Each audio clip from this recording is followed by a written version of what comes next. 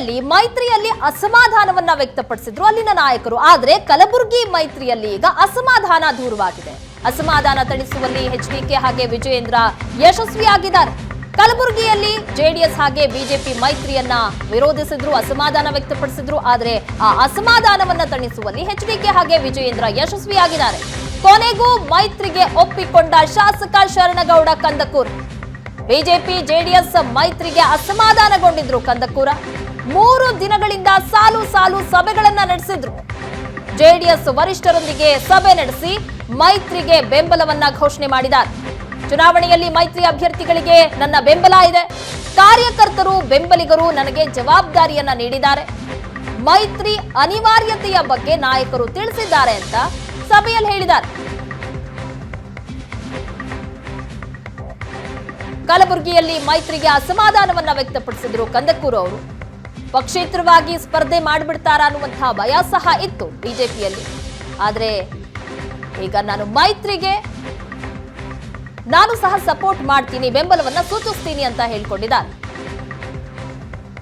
ಈ ಬಗ್ಗೆ ಹೆಚ್ಚಿನ ಡೀಟೇಲ್ಸ್ ಅನ್ನ ಕೊಡ್ತಾರೆ ನಮ್ಮ ಪ್ರತಿನಿಧಿ ಪರಶುರಾಮ್ ಸಂಪರ್ಕದಲ್ಲಿದ್ದಾರೆ. ಪರಶುರಾಮ್, ಶರಣಗೌಡ ಕಂದಕೂರ್ ಅವರು ಬಹಳ ದೊಡ್ಡ ಅಸಮಾಧಾನವನ್ನ ವ್ಯಕ್ತಪಡಿಸಿದ್ರು. ಬೆಂಬಲಿಗರ ಸಭೆ ಕರೆದು ಮುಂದಿನ ನಿರ್ಧಾರ ಏನು ಹೇಳ್ತೀನಿ ಅನ್ನೋ ಮಟ್ಟಕ್ಕೆ ಹೋಗಿತ್ತು.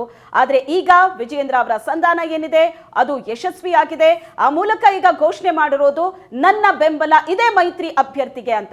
ಯಾವ ರೀತಿ ಇವರ ಅಸಮಾಧಾನವನ್ನ ದೂರ ಮಾಡಿದ್ರು ವಿಜಯೇಂದ್ರ ಮತ್ತು ಎಚ್ಡಿಕೆ ಹಾಗಾದ್ರೆ?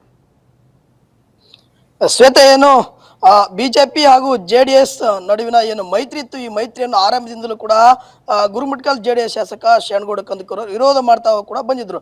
ಆದರೆ ಈಗ ಅವರ ಒಂದು ಅಸಮಾಧಾನವನ್ನು ಜೆಡಿಎಸ್ನ ರಾಜ್ಯಾಧ್ಯಕ್ಷರಾಗಿರ್ತಕ್ಕಂತಹ ಎಚ್.ಡಿ. ಕುಮಾರಸ್ವಾಮಿ ಅವರು ಹಾಗೂ ಬಿಜೆಪಿ ರಾಜ್ಯಾಧ್ಯಕ್ಷರಾಗಿರ್ತಕ್ಕಂತಹ ಬಿ.ವೈ. ವಿಜಯೇಂದ್ರ ಅವರು ಈಗ ತಣಿಸ್ತಕ್ಕಂತಹ ಕೆಲಸವನ್ನು ಕೂಡ ಮಾಡಿರ್ತಕ್ಕಂಥದ್ದು.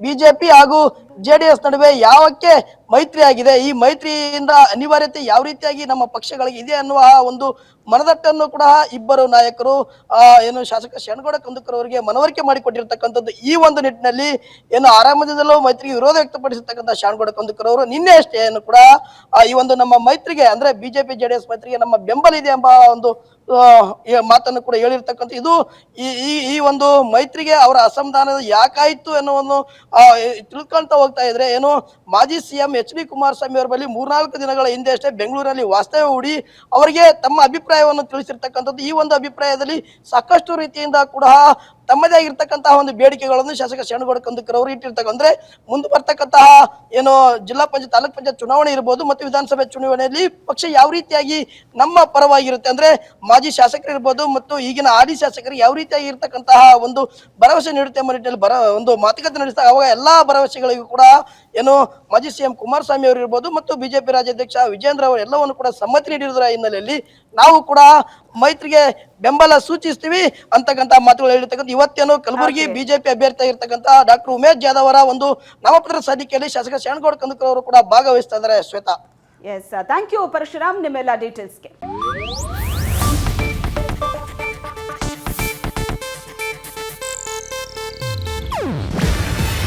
ಇದು ಏಷ್ಯಾನೆಟ್ ನ್ಯೂಸ್ ನೆಟ್ವರ್ಕ್ ಪ್ರಸ್ತುತಿ.